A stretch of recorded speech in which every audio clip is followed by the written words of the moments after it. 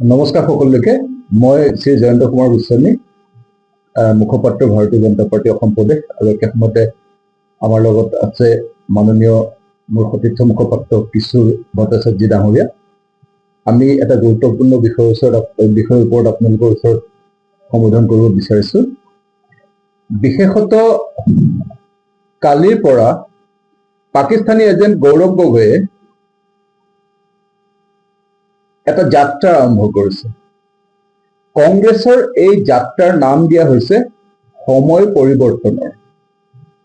ই আচলতে কলা দিনৰ পুনৰাবৃত্তিৰ যাত্ৰা। কংগ্ৰেছৰ যি যোৱা 15 বছৰৰ যি শাসন, এই শাসন আৰু তাৰ পূৰ্বে যদি চোৱা যায়, কংগ্ৰেছৰ 91 চনৰ পৰা প্ৰয়াত হিতেশ্বৰ শইকীয়া ডাঙৰীয়াৰ যি শাসন, সামগ্ৰিকভাৱে যদি চোৱা যায়, তেতিয়াহ'লে এই শাসনৰ সময়ত অসমৰ যিবিলাক কলা দিন আছিলে, সেই কলা দিনবিলাক পুনৰ পাকিস্তানী এজেণ্ট গৌৰৱ গগৈ ডাঙৰীয়াৰ নেতৃত্বত কংগ্ৰেছে পুনৰাবৃত্তি কৰিবৰ কাৰণে এই যাত্ৰা আৰম্ভ কৰিছে। এই কলা দিনত আছিলে গড় হত্যা, কাজিৰঙাৰ ওপৰত গড় হত্যা, কাজিৰঙাৰ গড় হত্যা। এই কলা দিনত আছিলে দুৰ্নীতিৰ ভ্ৰষ্টাচাৰৰ দিন, APSC কেলেংকাৰীৰ, সেই APSCৰ দুৰ্নীতিৰ মহানায়ক ৰাকেশ পাল এতিয়াও জেলত। গতিকে এই দিনবিলাক অসমৰ জনসাধাৰণে আৰু কেতিয়াও নিবিচাৰে, আৰু সেইকাৰণে আজি এই যাত্ৰা যেতিয়া বৰদোৱা সত্ৰলৈকে গৈছিল, তাৰ স্থানীয় জনসাধাৰণে ভাবিলে যে পাকিস্তানী এজেণ্ট গৌৰৱ গগৈ ডাঙৰীয়াই তেওঁৰ লগত সেই পূৰ্বে যি ধৰণে কংগ্ৰেছে মিয়া লোকক সত্ৰত সংস্থাপিত কৰিছিলে, সেই সত্ৰ সংস্থাপিত কৰিবলৈ আহিছে বুলি ভয় খাই গ'ল। আৰু সেইকাৰণে তাত একাংশ স্থানীয় লোকে প্ৰতিবাদ কৰিলে। পাকিস্তানী এজেণ্ট গৌৰৱ গগৈ প্ৰশ্ন কৰিলে যে তোমাৰ পিতৃৰ দিনত এইখন বৰদোৱা সত্ৰৰ যি পবিত্ৰ স্থানত মিয়াই দখল কৰি লৈছিলে, তাক উচ্ছেদ কৰি এতিয়া ডক্টৰ হিমন্ত বিশ্ব শৰ্মা ডাঙৰীয়াৰ নেতৃত্বত নৱনিৰ্মাণ কৰিলে, তাত তুমি পুনৰ মিয়া মানুহ আনি বহুৱাবা নেকি, এই প্ৰশ্ন তেওঁ কৰিবলৈ বিচাৰিলে। আৰু একেটা কথাই যদি চোৱা যায়, তেতিয়াহ'লে দেখিব যে কালি আমাৰ আটাইতকৈ পবিত্ৰ স্থলী বিদ্যালয়, আৰু এই বিদ্যালয়ৰ সন্মুখলৈ গৈ তেওঁলোকে প্ৰতিবাদ সাব্যস্ত কৰিছে। কাৰ বিৰুদ্ধে প্ৰতিবাদ? সেই বিদ্যালয়ৰ কণ কণ শিশুসকলৰ বিৰুদ্ধে প্ৰতিবাদ। সেই বিদ্যালয়ত কণ কণ শিশুসকলৰ পিতৃ মাতৃয়ে যি তেওঁলোকক নিবলৈ আনিবলৈ আহে, তেওঁলোকৰ বিৰুদ্ধে প্ৰতিবাদ। এয়া কংগ্ৰেছৰ কি নাটক? সেই নাটকৰ বিৰুদ্ধে স্থানীয় যুৱক যুৱতীয়ে গৌৰৱ গগৈৰ বিৰুদ্ধে, কংগ্ৰেছৰ বিৰুদ্ধে তাত প্ৰতিবাদ কৰি তাৰ পৰা খেদি পঠিয়ালে।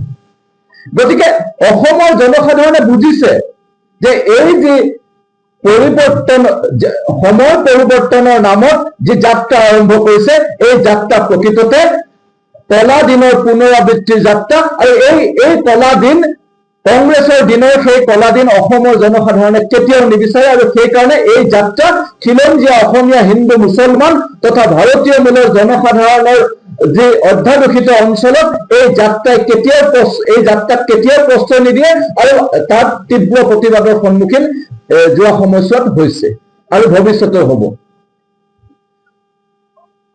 কংগ্ৰেছে যি নতুন বৰ অসমৰ কথা কৈছে, গৌৰৱ গগৈ ডাঙৰীয়াই এইকেইদিন খুব নতুন বৰ অসমৰ কথা কৈছে। নতুন বৰ অসম মানে কি বুজায়?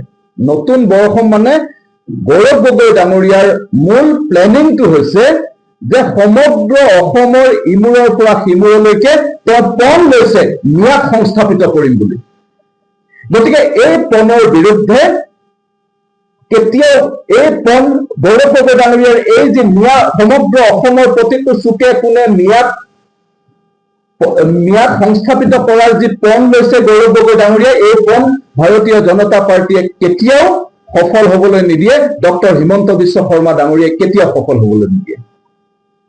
আপুনি যদি চায়, তেতিয়াহ'লে দেখা পাব যে কংগ্ৰেছে অলপতে এটা ৱেবছাইট অপেনিং কৰিলে, যিটো ৱেবছাইটৰ জৰিয়তে মাননীয় মুখ্যমন্ত্ৰী ডক্টৰ হিমন্ত বিশ্ব শৰ্মাৰ বিৰুদ্ধে কেতবোৰ নকবলগীয়া কথা কৈছে, যিবিলাক কথা অসমৰ জনসাধাৰণে বেয়া পাইছে। গৌৰৱ গগৈ ডাঙৰীয়াক অসমৰ জনসাধাৰণে প্ৰশ্ন কৰিছে যে তোমালোকৰ দিনত যে অবাধ গতিত গড় হত্যা হৈছিলে, তোমালোকৰ দিনত যে অবাধ গতিত যি দুৰ্নীতি হৈছিলে, ভ্ৰষ্টাচাৰ হৈছিলে, যি দুৰ্নীতিৰ আচুৰ তোমাৰ গালৈ গৈছিলে, তোমাৰ বিবাহতো সেই দুৰ্নীতিৰ চিহ্ন পোৱা গৈছিলে।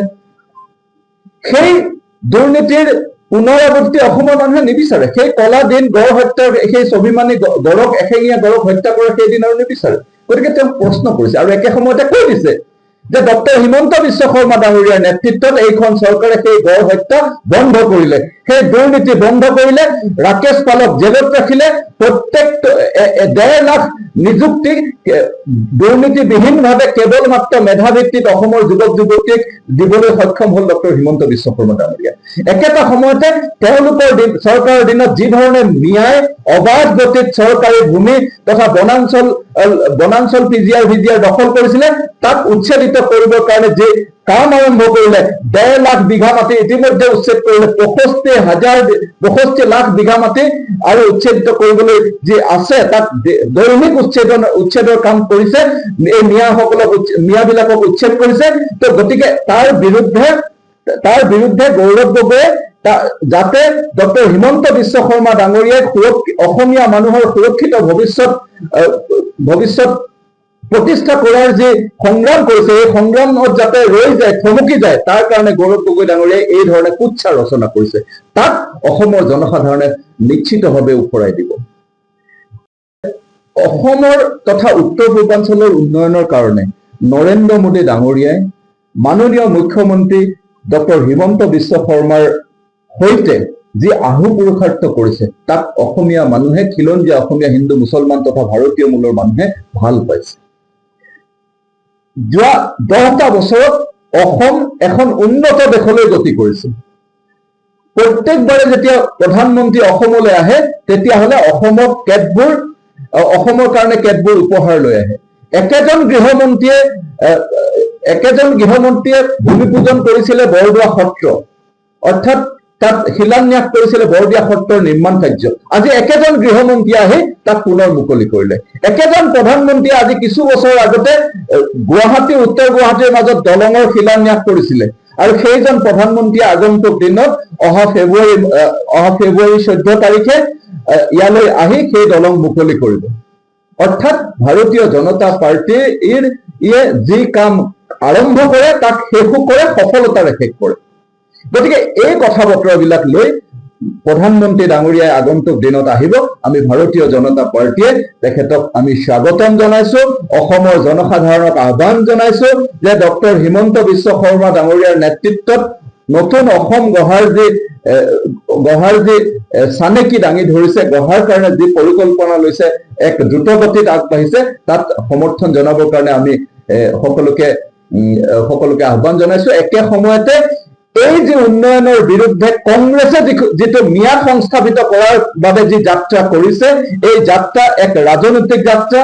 যি ধৰণে মুখ্যমন্ত্ৰী ডাঙৰীয়াক ব্যক্তিগত আক্ৰমণ কৰিছে, এই আক্ৰমণ হৈছে একোটা ৰাজনৈতিক আক্ৰমণ। উদাহৰণস্বৰূপে মই কলো আপোনাক যে তেওঁ যিকেইটা কথা উল্লেখ কৰিছে, এই উল্লেখ কৰা কথাকেইটা যোৱা 10 বছৰ তেওঁলোকে কিয় ক'তো কমপ্লেইন নকৰিলে? তেওঁলোকে কিয় ক'তো কোনো ধৰণৰ গোচৰ নতৰিলে? তেওঁলোকে কিয় কোনো এনকুৱাৰী ডিমাণ্ড নকৰিলে? তেওঁ কিয় কোৰ্টলৈ নগ'ল? তেওঁতো কেতিয়াও কোৰ্টলৈ যোৱা নাছিলে। যিবিলাক অভিযোগ আজি দাঙি ধৰিছে সেইবিলাকৰ কাৰণেতো কোৰ্টত যোৱা নাছিলে।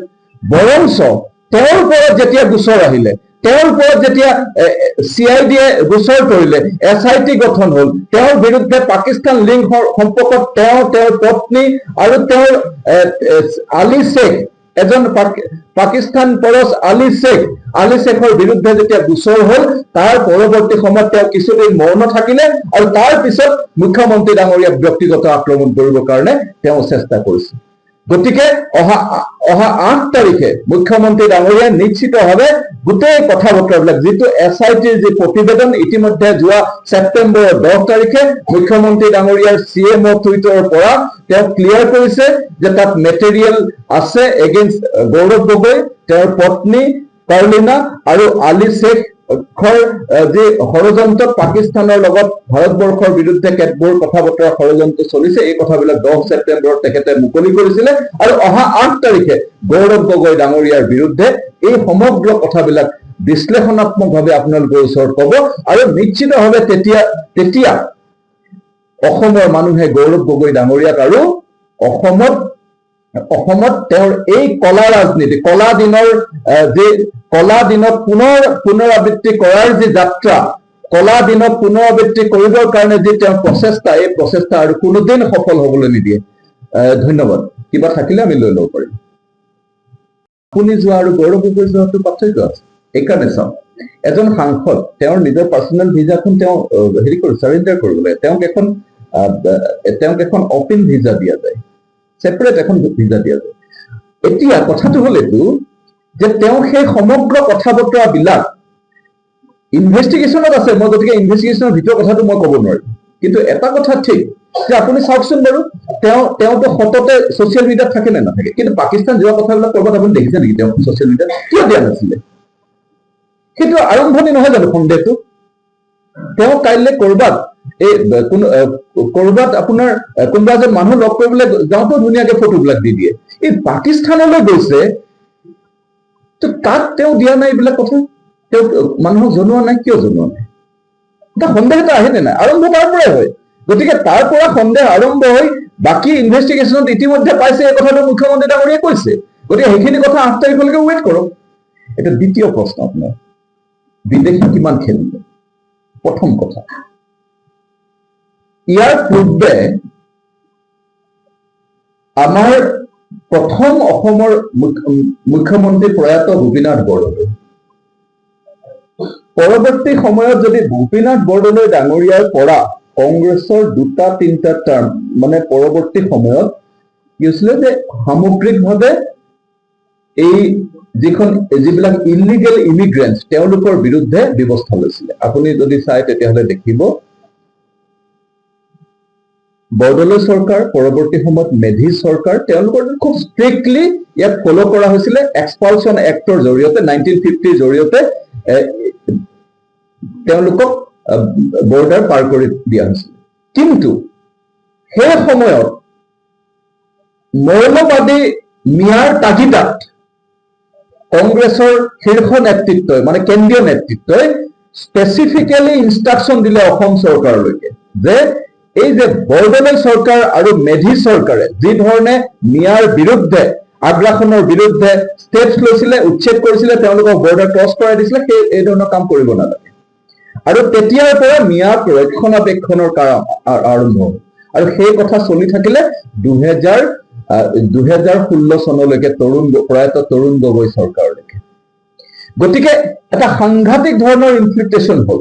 আৰু তাক ৰোধ কৰিবৰ কাৰণে যি ব্যৱস্থা 21 চনৰ পৰা ডক্টৰ হিমন্ত বিশ্ব শৰ্মা ডাঙৰীয়াই দুগুণ উৎসাহেৰে তাক প্ৰত্যেকটো ব্যৱস্থা আৰম্ভ কৰিলে। প্ৰথমতে আৰম্ভ কৰিলে যে যিবিলাক অঞ্চলত তেওঁলোকে বসবাস কৰি আগ্ৰাসন কৰিছে, সেই অঞ্চলবিলাকৰ পৰা চৰকাৰী ভূমি, PGR, VGR আৰু বনাঞ্চলৰ পৰা তাক তেওঁ উচ্ছেদ কৰি তেওঁলোকৰ যি অৰিজিনেল যিটো তেওঁলোকক ব্ৰিটিছে যি ধৰণে তেওঁলোকক লাইনত ৰাখিছিলে, সেই লাইনবিলাকলৈ পঠিওৱাৰ ব্যৱস্থা কৰিলে। লাইনবিলাকৰ পঠিওৱাৰ ব্যৱস্থা কৰাৰ লগে লগে এক্সপালচন এক্ট 1950 পুনৰ কাৰ্যকৰী কৰিলে। কাৰ্যকৰী কৰাৰ পিছত প্ৰত্যেক দিনাই তেওঁলোকক খেদিবৰ কাৰণে ব্যৱস্থা হৈছে। আপোনালোকে যদি চাই তেতিয়াহ'লে মাননীয় মুখ্যমন্ত্ৰী ডাঙৰীয়া যিটো টুইটাৰ, তাত প্ৰত্যেক দিনাই আজি 25 জন, আজি 30 জন, আজি 40 জন মানুহ প্ৰত্যেক দিনাই পুছবেক কৰি আছে। অৰ্থাৎ ধৰিছে আৰু পুছবেক কৰি আছে। এতিয়া বহু এনেকুৱা ব্যক্তিয়ে পাকিস্তানৰ বাংলাদেশৰ নিউজ চেনেলত তেওঁ গৈ কৈছেগে যে মোক অসমৰ পৰা খেদি পঠালে। মই অসমৰ বাসিন্দা আছিলো, মই অসমত তাত দখল কৰি ৰাখিছিলো বনাঞ্চল, তাৰপিছত মোক খেদি পঠালে। বহু এনেকুৱা উদাহৰণ আছে। APMCয়ে এখন PIL কৰিছে গুৱাহাটী উচ্চ ন্যায়ালয়ত, য'ত কৈছে যে থাউজেণ্ডছ মিয়া মানুহক পুছবেক কৰি বাংলাদেশৰ বৰ্ডাৰ পাৰ কৰি দিছে, মানে ভাৰত বৰ্ডাৰ পাৰ কৰি দিছে। এনেকুৱা এইটো ৰোধ কৰিব লাগে বুলি কৈছে। অৰ্থাৎ তেওঁলোকে ভালকে জানে যে হৈ আছে বুলি। কিন্তু কংগ্ৰেছে এটা নেৰেটিভ সৃষ্টি কৰিব খোজে যে তেওঁলোকে হয়, আদালতৰ নিৰ্দেশত তেওঁলোকে কিছু সংখ্যক লোকক তেওঁলোক বিদেশীক বহিষ্কাৰ কৰিবৰ কাৰণে চেষ্টা চলাইছিল, কিন্তু আকৌ ঘূৰি আহিলে। আপোনাক যদি উদাহৰণ এটা দিওঁ মই, যে মঙলদৈৰ এজন ব্যক্তি, তেওঁক 6 বাৰ এক্সপইল কৰা হ'ল, কিন্তু তেওঁ ঘূৰি আহিলে, আহি ইয়াত আকৌ চাকৰিও ল'লে। এনেকুৱা উদাহৰণ আছে। গতিকে এই ধৰণৰ কংগ্ৰেছৰ দিনত সেইটো ভেকু ভাওনা আছিলে, আৰু বিজেপিৰ দিনত সেইটো বাস্তৱ হৈছে। সেইকাৰণে আপুনি মিয়াৰ তাণ্ডোন আজি দেখিবলৈ পাইছে। আজি মিয়াই কান্দিছে, মিয়াই আজি কান্দিছে, আৰু সেই মিয়াৰ কান্দন ৰোধ কৰিবৰ কাৰণে গৌৰৱ গগৈ ডাঙৰীয়াৰ নেতৃত্বত এই যাত্ৰা আৰম্ভ কৰিছে, সময় পৰিৱৰ্তনৰ যাত্ৰা আৰম্ভ কৰিছে। গতিকে আমি ভাৰতীয় জনতা পাৰ্টীৰ চৰকাৰখনে, ডক্টৰ হিমন্ত বিশ্ব শৰ্মা ডাঙৰীয়া চৰকাৰখনে বাস্তৱিকতে এইসকলক বিদেশী বহিষ্কাৰকৰণৰ কাৰণে চেষ্টা চলাইছে। ধন্যবাদ।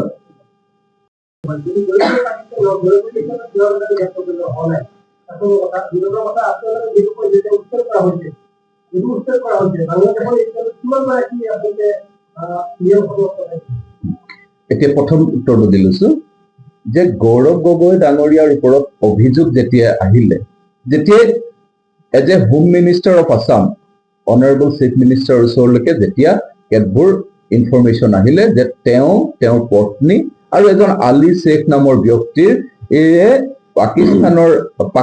পাকিস্তানলৈ কেইবাবাৰো তেওঁৰ পত্নী আৰু তেওঁ গৈছে, আৰু তাত তেওঁলোকে কেতবোৰ ভাৰত বিৰোধী কথা বতৰাবিলাকৰ লগত জড়িত আছে, এই কথাই যেতিয়া প্ৰথমতে আহিলে, তাৰ পিছত যিহেতুকে তেওঁ এটা পলিটিকেল পষ্টত আছে, তেওঁ এটা deputy leader of the opposition, গতিকে তেওঁৰ ওপৰত এটা কগনিজেন্স ল'বৰ কাৰণে প্ৰিলিমিনাৰী এনকুৱাৰীৰ কাৰণে CID-ক ওচৰত দাখিল কৰিলে।